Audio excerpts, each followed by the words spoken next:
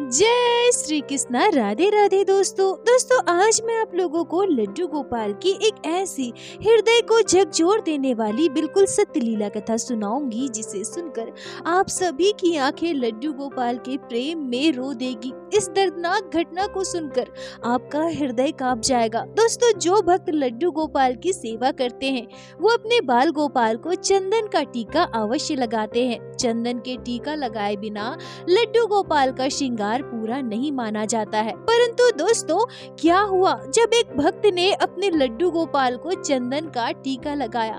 सुनकर आपका भी दिल दहल जाएगा। दोस्तों, यह घटना अत्यंत महत्वपूर्ण है। इस घटना के जरिए आप सभी भक्तों को एक बहुत बड़ी सीख मिलेगी। और हम कलयुग में रहते हैं, यहाँ साक्षात भगवान श्री कृष्ण आकर हमें हमारी भूल का एहसास नहीं कराएंगे, हमारी गलतियों से अवगत नहीं कराएंगे। अप्रत्यक्ष रूप से कोई ना कोई लीला कर या फिर किसी के जरिए आपको संकेत जरूर देंगे। आप सभी भक्त जो लड्डू गोपाल की सेवा करते हैं और अभी इस वीडियो को देख रहे हैं, ऐसा भी हो सकता है कि लड्डू गोपाल इस वीडियो के जरिए आपको वो संकेत दे रहे हैं। आप सभी भक्तों से मेरा विनम्र निवेदन है कि वीडियो देखने के साथ साथ वीडियो को उन भक्तों तक जरूर शेयर करें जो लड्डू गोपाल की सेवा करते हैं। अनजाने में भी किसी भक्त के हाथों कोई भूल ना हो, अपराध ना बने। और आप सभी भक्तों से निवेदन करूंगी कि कृपया इस वीडियो को पूरा अंत तक अवश्य देखिएगा, लीला कथा को पूरा जरूर सुनिएगा, तभी आप लोग आज की इस दर्दनाक घटना को पूरी तरह से समझ पाओगे। दोस्तों, आज की यह लीला कथा हमारे साथ प्राची जी ने इंदौर से शेयर की है। प्राची जी कहती है कि यह घटना उस समय की है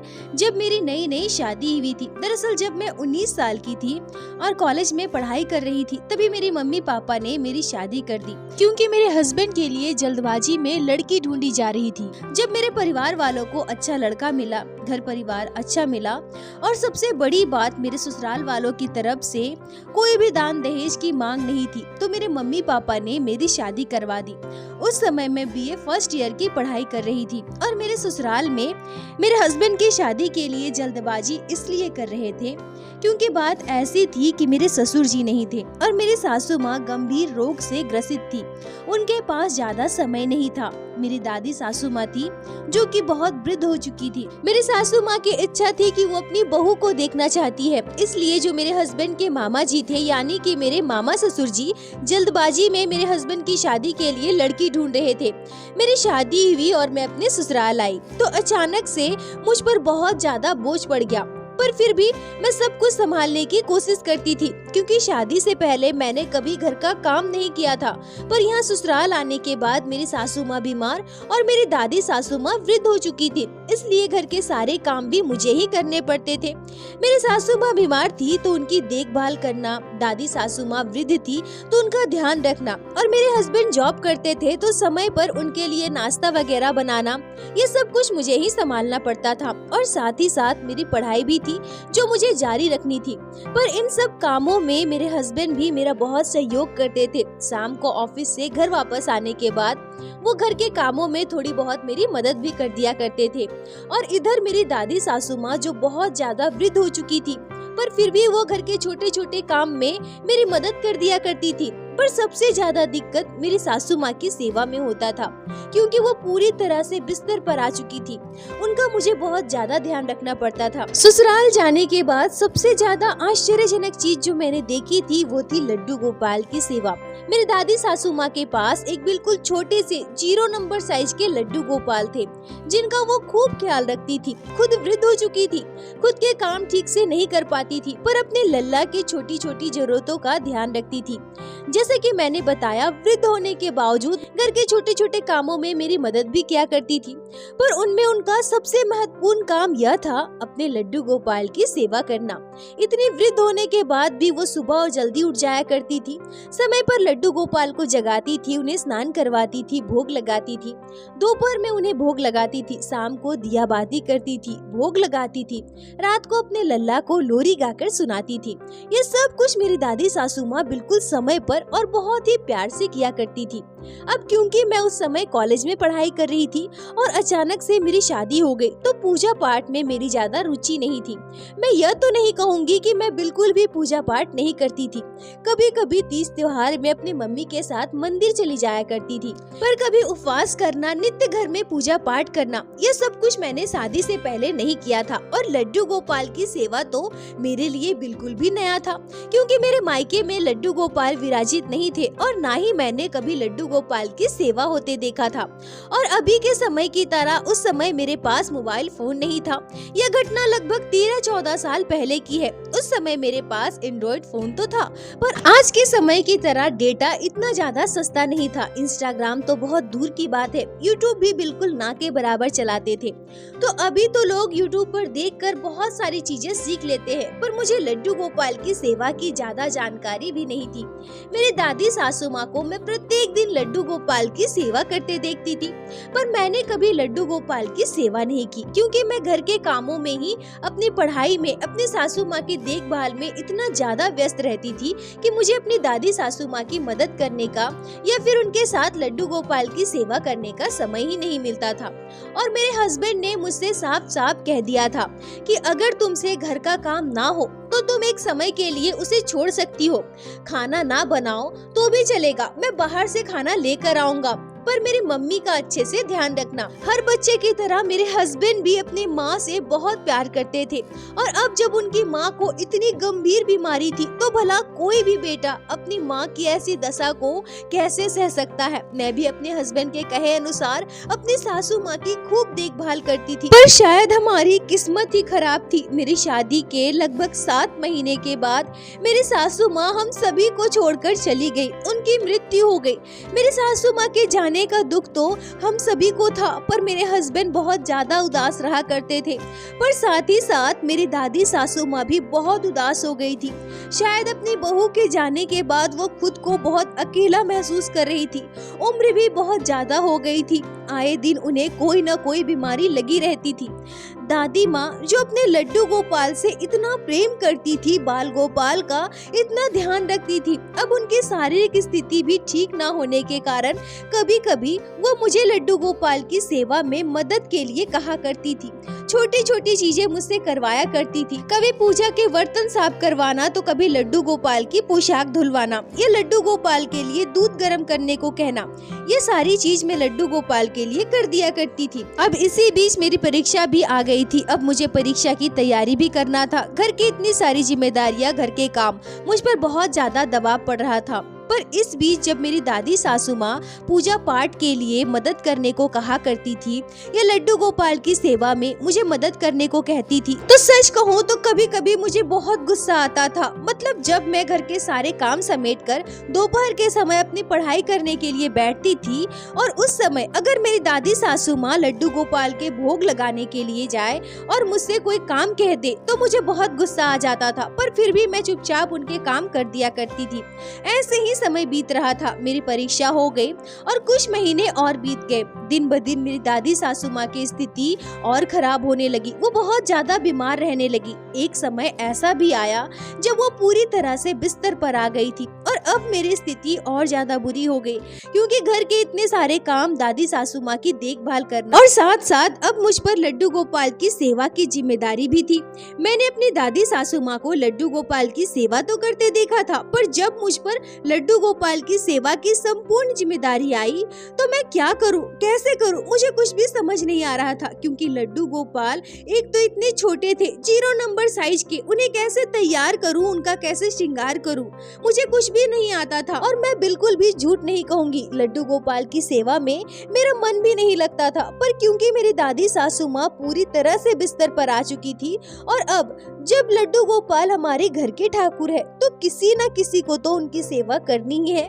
मेरी दादी सासू माँ ने हमेशा मुझे समझाया, लड्डू गोपाल वर्षों से हमारे घर विराजित है, अब मेरे बाद तुम्हें ही लड्डू गोपाल की सेवा करनी है। प्राची जी कहती है कि भले ही मेरी इच्छा ना होती हो, पर इतना तो मुझे भी ज्ञान था, मैं इतना समझती थी कि घर के ठाकुर को हम अवहेलना नहीं कर सकते हैं। जब लड्डू गोपाल हमारे घर वर्षों से विराजित है तो मन ना होने के बावजूद मुझे उनकी सेवा करनी है। सच कहूँ तो लड्डू गोपाल से मन ही मन मैं हमेशा प्रार्थना करती थी कि हे लड्डू गोपाल, आपकी भक्ति में, आपकी सेवा में मेरा मन बिल्कुल भी नहीं लगता है। आप मुझ पर कृपा कीजिए, मेरे मन में आपकी भक्ति आ जाए, मैं आपकी सेवा अच्छे से कर पाऊं, ऐसी कृपा कीजिए प्रभु। अब जब दादी सासू माँ पूरी तरह से बिस्तर पर थी तो मैं लड्डू गोपाल की संपूर्ण सेवा किया करती थी। सुबह लड्डू गोपाल को जगाने से लेकर रात को सुलाने तक सब कुछ मैं ही किया करती थी। पर मुझे सबसे ज्यादा दिक्कत इस बात की थी कि लड्डू गोपाल की सेवा में बहुत ज्यादा समय लग जाता है और घर के इतने सारे काम के साथ साथ मुझे पढ़ाई भी करनी थी। 6 महीने बीत गए थे, अब मेरी दूसरी परीक्षा भी आने वाली थी। छोटे से लड्डू गोपाल का बहुत ज्यादा श्रृंगार तो नहीं करना पड़ता था, पर उन्हें स्नान करवाना, इत्र की मालिश करना, पोशाक धारण करवाना, चंदन का टीका लगाना, बांसुरी पकड़ाना, मुकुट पहनाना, दर्पण दिखाना, इतना सब कुछ तो मुझे करना ही पड़ता था। अब यहाँ घटना यह घटी कि जो पत्थर आता है चंदन लकड़ी घिसने वाला, तो उसे घिसकर मेरी दादी सासू माँ लड्डू गोपाल को चंदन का टीका लगाती थी।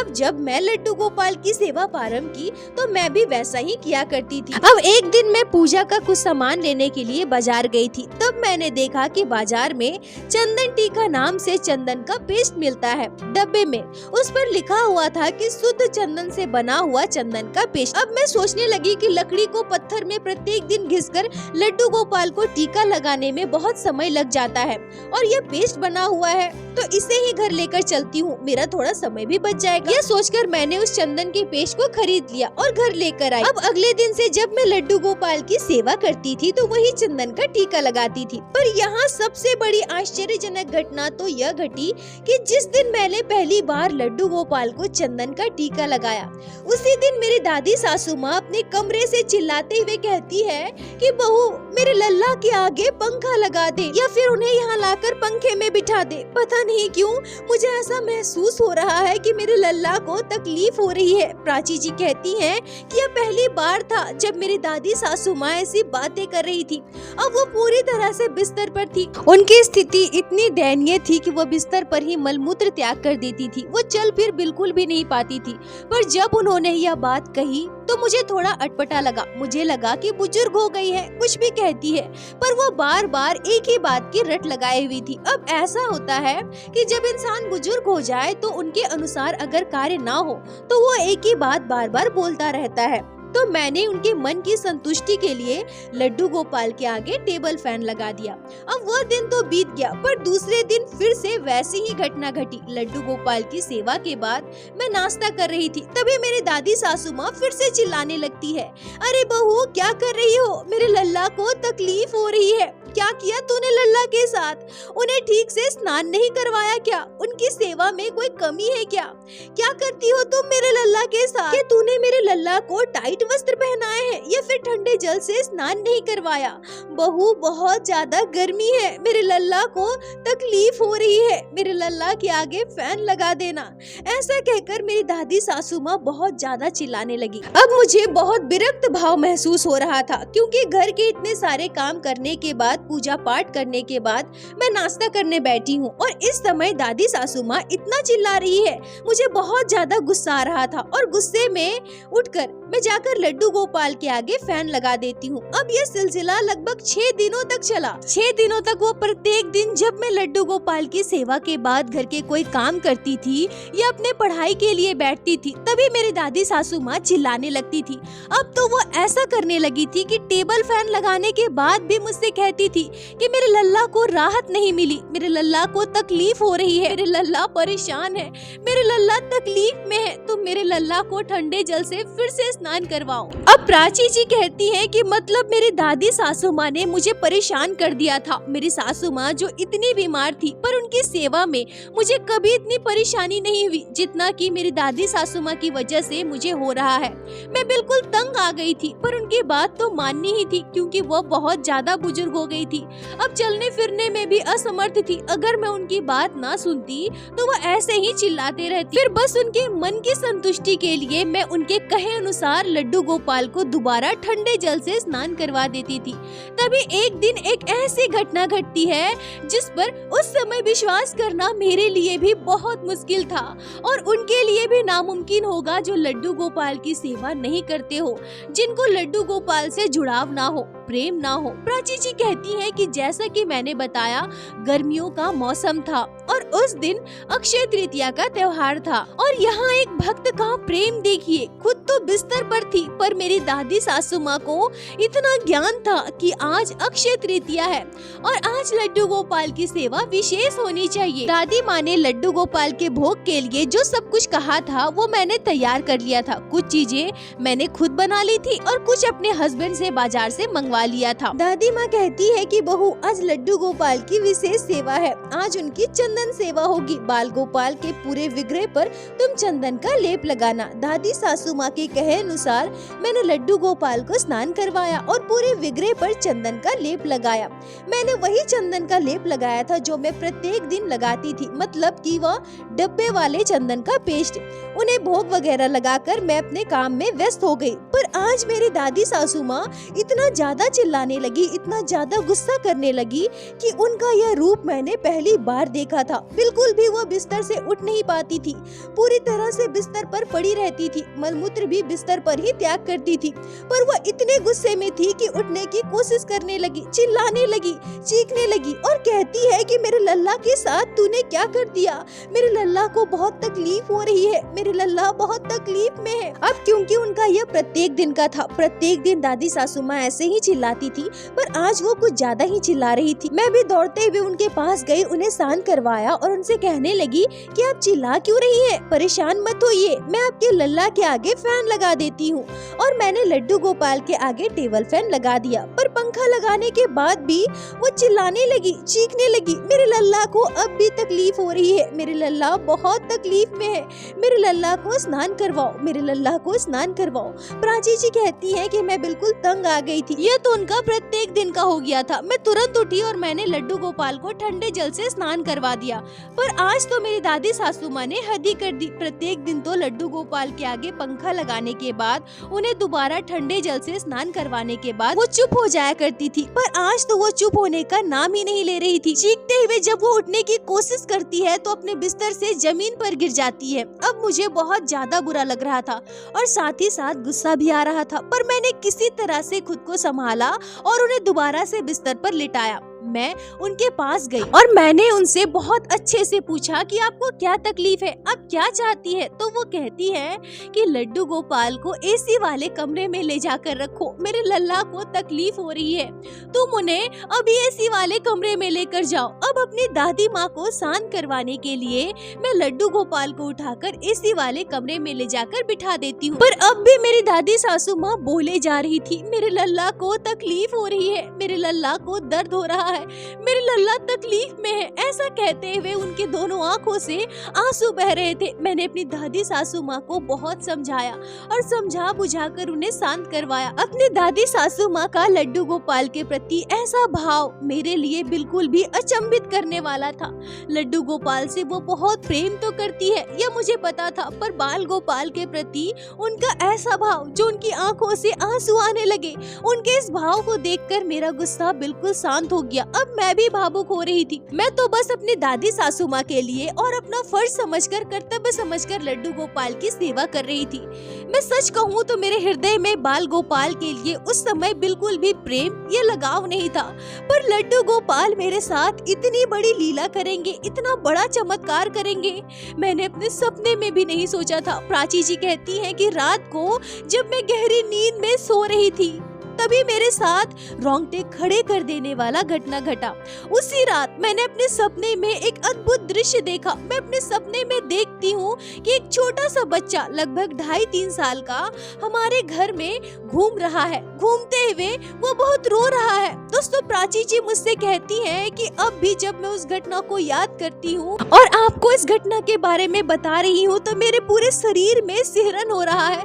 मैंने अपने सपने में स्पष्ट देखा था एक छोटा सा बच्चा रुदन करते हुए हमारे पूरे घर में भाग रहा है, दौड़ रहा है। ऐसा लग रहा था मानो उसे बहुत तकलीफ हो रही है और उसे बहुत दर्द हो रहा है और दर्द से छटपटाते हुए वो इधर उधर हमारे घर में भाग रहा है। पर मैं सपने में ये समझ नहीं पा रही थी कि उसे क्या हुआ है। तभी अचानक से वो छोटा सा बच्चा दौड़ते हुए मेरी ओर आता है, मेरे बिल्कुल करीब आ जाता है। पर मैं चाहकर भी उसका चेहरा नहीं देख पा रही थी, पर उसके शारीरिक संरचना को देखकर मैं महसूस कर पा रही थी कि वो एक बच्चा है जो भाग रहा है, दौड़ रहा है, रुदन कर रहा है और मेरे पास आकर, बिल्कुल पास आकर खड़ा हो गया है। और तभी जो मैं दृश्य देखती हूँ उसे देखकर मेरी आंखें फटी की फटी रह गई। मैं देख पाती हूँ कि उस बच्चे के पूरे शरीर में फफोले हो गए हैं, जैसे जलने के बाद शरीर में फफोले हो जाते हैं। उस बच्चे के पूरे शरीर में वैसा ही हो गया था। और सबसे आश्चर्य की बात तो यह थी कि मैंने यह स्पष्ट देखा था, मैं स्पष्ट देख पाती हूँ कि उस बच्चे के पूरे शरीर में चंदन का लेप लगा हुआ है। ऐसा लग रहा था मानो चंदन के लेप लगाने की वजह से उसके पूरे शरीर में फफोले पड़ गए हों और वो बच्चा दर्द से तड़प रहा है। और तभी उसी समय मुझे अपने शरीर का जख्म दिखाते हुए, अपना दर्द दिखाते हुए वो बच्चा दौड़ते हुए, रुदन करते हुए हमारे घर के मंदिर की ओर भागता है और मैं सपने में ही उसके पीछे भागती हूँ। पर जब मैं मंदिर पहुँचती हूँ तो वहाँ कोई नहीं था। और सबसे आश्चर्य करने वाली बात कि मंदिर में पहुँचते ही सीधे मेरी नजर हमारे घर के मंदिर में विराजित लड्डू गोपाल पर पड़ी। और लड्डू गोपाल के विग्रह को जैसे ही मैं देखती हूँ, मैं देख पाती हूँ कि बाल गोपाल के दोनों नेत्रों से आंसू बह रहे हैं। और इतना देखते ही मेरा सपना टूट जाता है। मैं उठकर बैठ जाती हूँ। रात के 2:30 बज रहे थे। मेरा हाथ पाँव थर थर कांप रहा था, मेरे पूरे शरीर में कंपन हो रहा था। प्राची जी कहती हैं कि अब मेरे सामने वो सारी घटनाएं आने लगी जो इतने दिनों से हमारे घर पर घट रही थी। मैं इतनी भी अज्ञानी नहीं हूँ, मुझे इस बात का ज्ञान हो गया। मैं स्पष्ट रूप से समझ गई कि जब से मैं उस डब्बे वाले चंदन का इस्तेमाल कर रही हूँ तब से ये सारी घटनाएं घट रही है। अब मैं एक एक कर वो सारी बातें सोचने लगी। जिस दिन मैंने पहली बार वो डब्बा वाला चंदन इस्तेमाल किया था, उसी दिन से दादी सासू माँ को आभास होने लगा था कि उनके लल्ला को तकलीफ हो रही है। बार बार वो चीखती थी, चिल्लाती थी कि मेरे लल्ला को तकलीफ हो रही। और आज जब मैंने लड्डू गोपाल के पूरे विग्रह पर उसी डब्बे वाले चंदन का लेप लगा दिया तो मेरी दादी सासू माँ व्याकुल हो गई, तड़प उठी, बाल गोपाल के लिए रोने लगी। मतलब साफ था कि लल्ला से वो बहुत ज्यादा जुड़ी हुई थी। लल्ला उन्हें महसूस करवा रहे थे कि मैया मैं तकलीफ में हूँ, मैं दर्द में हूँ। पर मैं अभागन, ना ही मुझे लड्डू गोपाल की सेवा के बारे में ज्यादा जानकारी था, ना ही बाल गोपाल से मैं प्रेम करती थी, ना ही उनसे कोई लगाव था। मैं तो बस अपना कर्तव्य समझ लड्डू गोपाल की सेवा कर रही थी। पर इसके बावजूद लड्डू गोपाल ने मेरे साथ इतनी बड़ी लीला कर दी। अपनी लीलाओं से मुझे आभास कराया, मुझे अनुभव करवा दिया। दोस्तों यहाँ मैं एक बात कहूँगी कि कोई भी व्यक्ति बेमन से ही सही, पर अगर उसके द्वारा लड्डू गोपाल की सेवा हो जाती है तो फिर भी हमारे लीलाधर, हमारे लड्डू गोपाल इतने दयालु हैं कि वो उसके ही हो जाते हैं। फिर जरा सोच कर देखिए, जो भक्त सच्चे हृदय से, प्रेम से लड्डू गोपाल की सेवा करे, उनके लिए हमारे लल्ला क्या कुछ नहीं कर सकते। ठीक ही कहा गया है, भगत के बस में है भगवान। प्राची जी आगे कहती हैं कि उस दिन से मैंने डब्बे वाले चंदन के लेप का इस्तेमाल पूजा में करना बिल्कुल भी बंद कर दिया। मैं लकड़ी वाले चंदन का इस्तेमाल कर लड्डू गोपाल का टीका करने लगी। और यहाँ भी एक चमत्कार हुआ कि मेरी दादी सासू माँ उस दिन से यह कहना भी छोड़ दी कि मेरे लल्ला को तकलीफ हो रही है। मतलब मेरी दादी सासू माँ को जो अनुभूति होती थी, उन्हें जो आभास होता था, वो लल्ला ही करवाते थे। लड्डू गोपाल ही उन्हें इस बात का आभास करवाते थे कि मैया मैं तकलीफ में हूँ। इस घटना के बाद मेरी श्रद्धा भक्ति, मेरा विश्वास लड्डू गोपाल के लिए इतना बढ़ गया।